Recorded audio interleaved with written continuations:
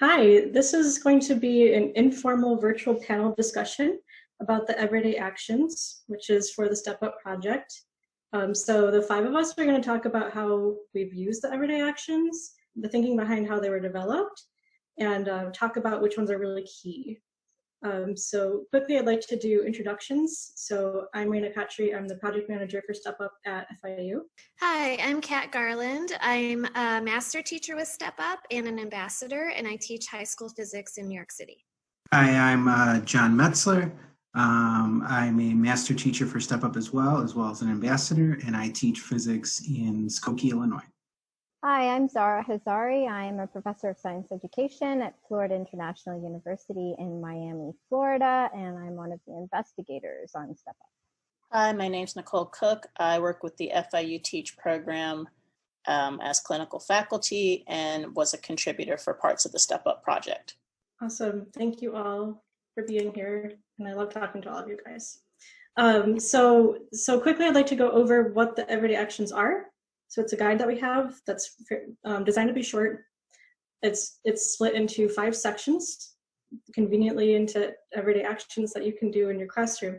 So the 5 sections are talking to students individually, facilitating group work and labs, addressing the whole class, planning and assessing, and outside the classroom. And at the beginning of the guide, there is a self-reflection sheet, and that's something that you can use to guide what you would like to work on personally. Okay, why don't we go into, I'd like to talk to John and Kat, who are the master teachers who have been using these for some time. How do you use the everyday actions in your classroom? So the really neat thing about the everyday actions for me is that they just kind of blend into every day, right? Some of the things that I do as a part of my classroom is I became much more purposeful with how I create groups. Now I make sure that I never have a young woman who's by herself in a group. I make sure that when I create groups, I assign roles. Just because I've found that some of my young women would take a more passive role and I wanted them to take a more aggressive role. Some other things I will do is I will address my whole class and I will point out my physics people. These are my physics people. And I continually tell them that they're my physics people. And just by pushing them that way and really focusing on each of my physics people, I think it helps them to create their own sense of identity that they do belong there, and push them more towards trying a little harder, working a little better, and collaborating with one another. And that this idea, like addressing my whole class, really builds my classroom community, so that they all can feel like they can support each other and they can all move forward in their understanding. Like John, a lot of the things that I've been doing are now year after year. I just automatically do them both within the classroom and outside of the classroom.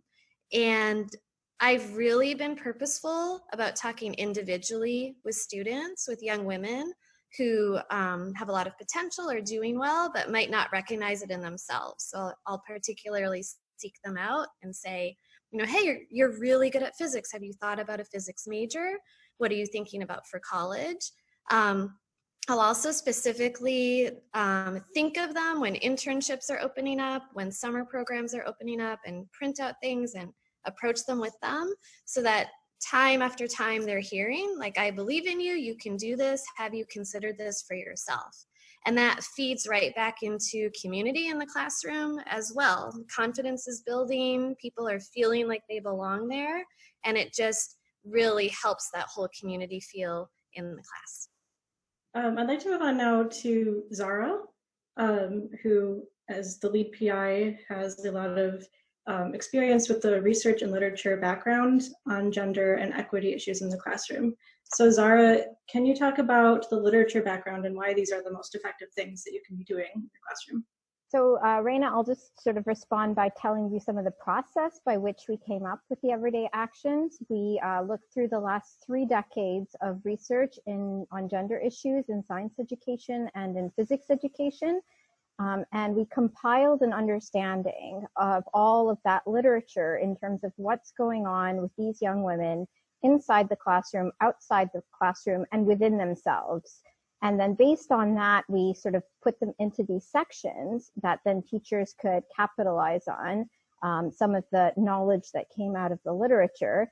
And we focused on identity development. So young women don't see themselves as physics people as much as young men do. And John said it beautiful, referring to them as, physics people or my physics people is really important, because that recognition that you can do physics and that physics is something that is for you doesn't happen as much for young women as it does for young men. And so we capitalized on that recognition piece and optimizing that recognition piece in the everyday actions.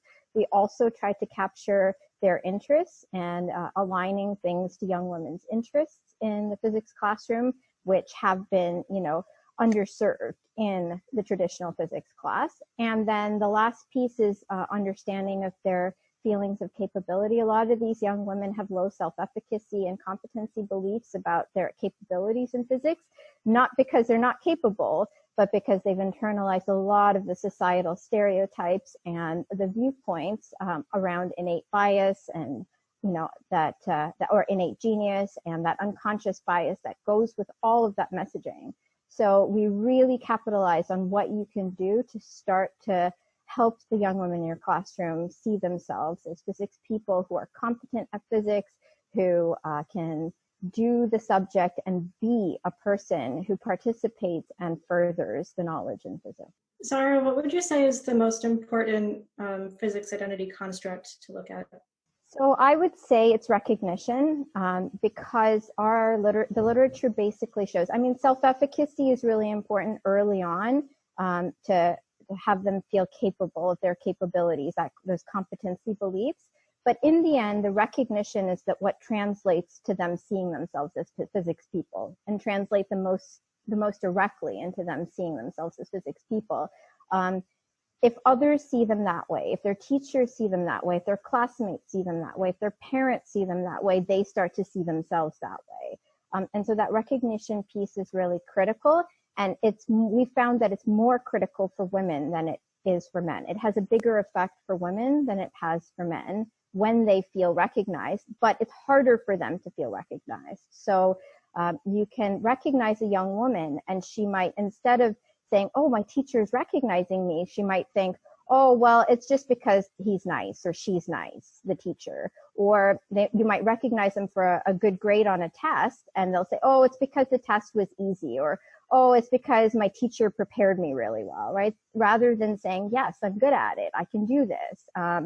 And young men are much more likely to internalize that feeling of recognition. So how can we as teachers help our young women feel recognized and enacting those actions that will help them feel recognized? So Zara, you had compiled all of this research into a one-pager at first, and it was bullet points of all these things that you should be doing. But my feeling when I looked at that one-pager originally was they were all very abstract.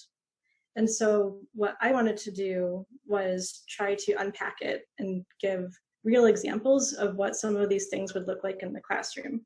So for that, we went to our master teachers that we have at Florida International University. One of them, Nicole Cook, is here.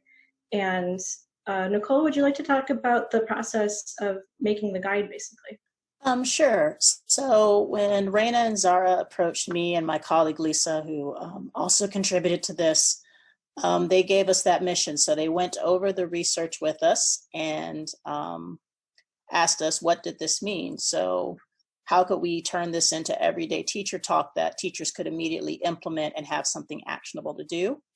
And so we had many meetings and discussions where we would go through something like talking about group work, coming back to John's comment about how do you get female students to take a more active role during a lab. So we talked about how do you assign roles and maybe doing a surprise role. So that's the origin of, if all the female students pick the color green for their favorite color when you form a group, then you say, okay, green is going to be the operator, instead of letting people choose to be recorder or be forced into being recorder. So or as Kat said, as far as recognizing students and hunting down those opportunities. So taking the theory and putting it into practice was where we came in to help with that.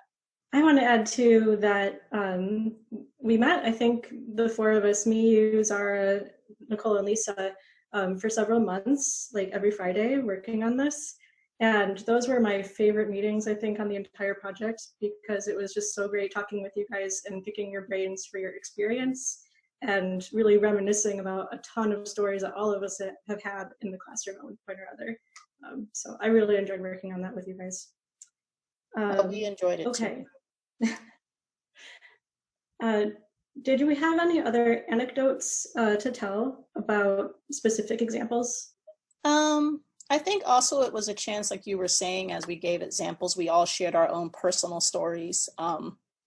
And that gave a wealth of material for when the master teachers, John and Kat, came back to actually pick some of the best ones. So, so Zara, you had an example that you wanted to share. Yeah, I mean, I think it wasn't just Nicole's stories and Lisa's stories and Raina, your and my stories. We got the stories from the master teachers as well. So then there was all these teachers who are lending stories and lending things that their students had said. And then we had students come in and give their stories about their physics classes and their amazing physics teachers and what they had done.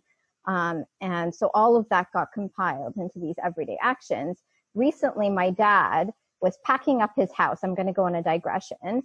And he dumped the box of like old papers that he found from my old room. And he brought it over to my house and he dumped it in my house. And I was going through it and I found a letter of recommendation written by my high school physics teacher for me. And I didn't even knew this existed or remembered this, but in it, and I'm quoting directly, he said, I would consider her to be one of the top 5 physics students I have taught. She finished my honors physics class last year with the highest grade among my 80 students. This year, she is taking my advanced placement class and is producing similar results. And this, I kept. I had it. Everything else got thrown out from classes over the years, but somehow this was still there because I think it was so meaningful to me. And still is meaningful to me when I read it. I feel like, oh my goodness, it's all because of you that I'm here. I think that really goes to show the power of, like, you know, how important it is that physics teachers talk about this. And in fact, yeah, writing a letter of recommendation is one of the everyday action suggestions. Okay, with the last few minutes, I would like to kind of summarize what everyone thinks the key everyday actions are. So if you could only do one of them, what would it be? So I'm going to start with John. What would you do if you can only do one everyday action? If I could only do one everyday action, it would be focusing on my students as individuals, whether that be having conversations with them and telling them how great they are and pointing out, or even finding opportunities for them outside of the classroom and bringing them to them. I think those things are really important. So if I could just do one, I think I would really focus on building community through valuing all different types of skills. There's so many ways to do that, one-on-one, explaining how important creativity is in physics, or I do Lab Team of the Week awards, and so it'll be the most elegant solution team this week, or the next week it might be the most accurate data, but I pick all different things so they know all of those things are really important to us. I think the whole goal of the guide is about making your actions fit your words. So for example, if you mention a growth mindset in class and say we're all going to succeed and we all have second chances, then actually putting that into practice through strategies like offering test or quiz corrections. So I think the whole goal is to make the actions, help your actions match your words in whatever you do with the guide. Yeah, I'm going to have to go with John with this one because of my own experience, right? I would not be here had it not been for the power of suggestion, right? If I had no idea I was good at physics or exceptional or better than anybody else, but that those words, that attention, that personal individual, recognition made all the difference for me. And so I would put that top, and based in the literature, I would say probably would have the most direct impact for a single individual student. For me personally, when I think about why I ended up staying in physics, I would be actually in the outside of the classroom thing, I believe, because I was active in Science Olympiad when I was in high school. And I think that having that activity and that sense of belonging with everyone, that was really beneficial for me. So one of the revisions that we've made actually in the Everyday Actions Guide is we have added to do the lessons as part of the Everyday Actions. So it's going to be in the front page, quick start guide to Everyday Actions. So Kat and John, could you talk about the careers in physics lesson? Sure. So the careers in physics lesson really focuses on giving students the opportunity to see some careers that they may not think physicists actually use. So generally, students will think like physics teacher or engineer or physicist are the careers that they get to see. But with the careers in physics lesson, they actually get to see a bunch of other people who identify as physicists and have careers that may be outside the realm of what they're thinking. And what that does is it allows a teacher to really point out those characteristics that physicists have that make them successful, which helps when talking with students individually and trying to lift them up throughout the process. The other lesson, which Kat is going to talk about, Women in Physics, is about underrepresentation and kind of goes along with that as well. So Women in Physics, that lesson also really helps to spur conversations, to build community in your classroom, to have touch points to talk with students about. As John was saying, it is all about underrepresentation in physics. So who are physicists, how that varies over time, different countries, and so on. And as Nicole was saying, it's really important that our students we believe everything that we're talking about. It's important to us that physics becomes more diversified. It's important to us that people know physicists do all sorts of different things besides being a physics teacher. And so when we do these two lessons, students really start to trust us, to want to talk more about physics, maybe becoming a physicist. And it just goes hand in hand with all the work we do on building our community, building confidence in students. Yeah. And I want to add to that just a little bit because, Kat kind of got to it at the end with building community. Families have difficult conversations.